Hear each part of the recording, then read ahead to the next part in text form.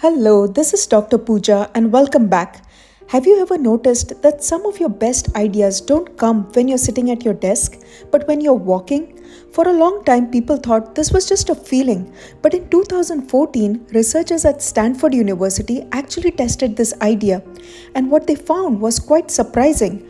Walking didn't just make people feel more creative, it actually changed the way people generated ideas.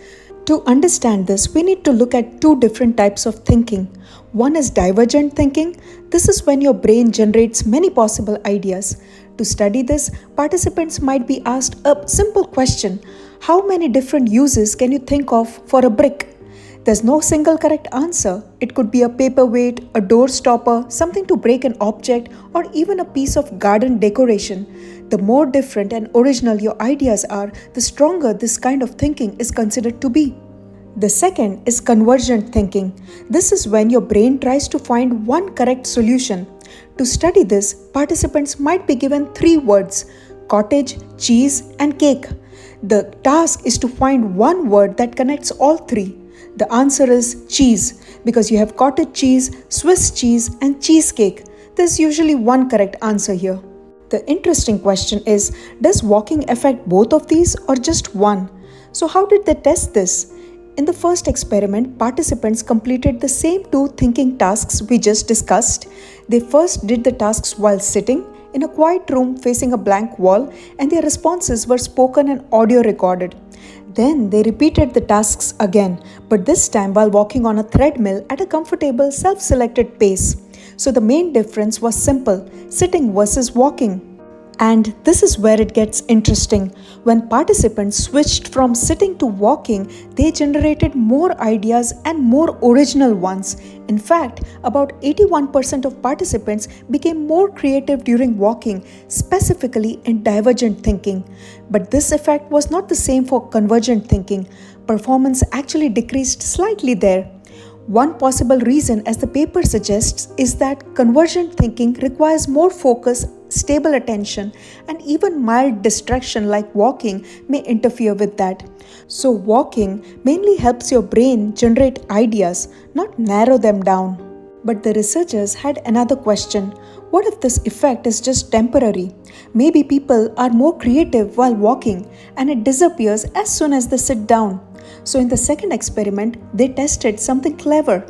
Some participants walked first and did the creative task and then sat down and repeated the same task.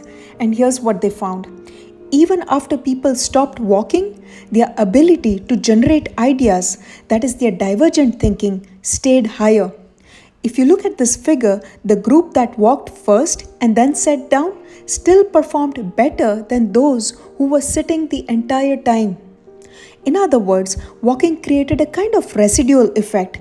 The brain didn't immediately return to its previous state.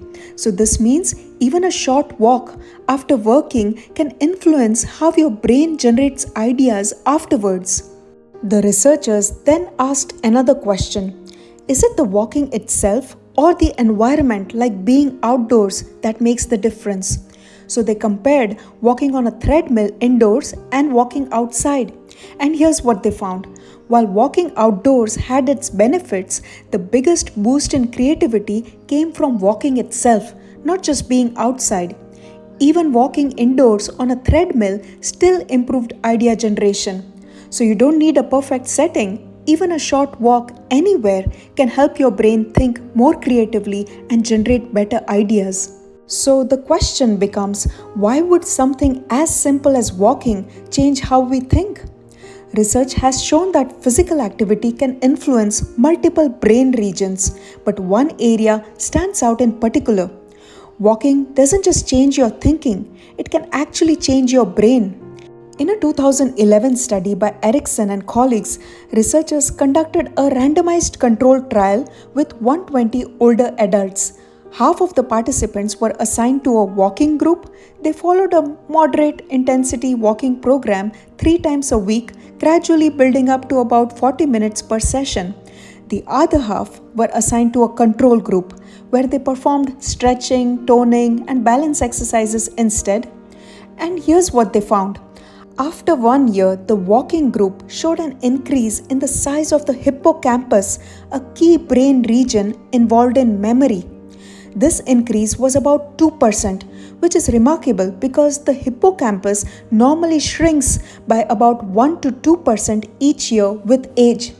In other words, this increase of about 2% in the walking group effectively reversed 1 to 2 years of age-related decline. And this wasn't just structural. Participants also showed improvements in spatial memory, that is, the ability to remember locations, navigate environments, and mentally map where things are around you. So, what we saw earlier, walking changing how you generate ideas, may actually reflect something deeper, changes happening in the brain itself. But creativity itself is also linked to how different brain systems interact. In a study by Beatty and colleagues in 2014, researchers found that creative thinking is not controlled by a single brain region. Instead, it involves a network of brain areas. Some of these are involved in mind wandering and imagination, often referred to as the default mode network, while others help with attention and refining ideas. What's interesting is that more creative individuals, particularly in tasks involving divergent thinking, showed stronger communication between these systems. In other words, divergent thinking seems to involve a closer cooperation between brain regions that generate ideas and those that help guide and refine them. So, what we saw earlier, walking changing how you generate ideas, may actually reflect something deeper, changes happening in the brain itself. So the next time you feel stuck, don't push harder. Step away and take a walk, because something as simple as walking is not just changing how you feel, it's changing how your brain works and how your ideas form. And the best part, you don't need a perfect setting. Even a few minutes anywhere can shift your thinking. If you enjoy content that connects science with everyday life, consider subscribing to this channel. This is Lifestyle Science, where small habits lead to meaningful change. Your next idea might not be at your desk, it might be waiting for you outside.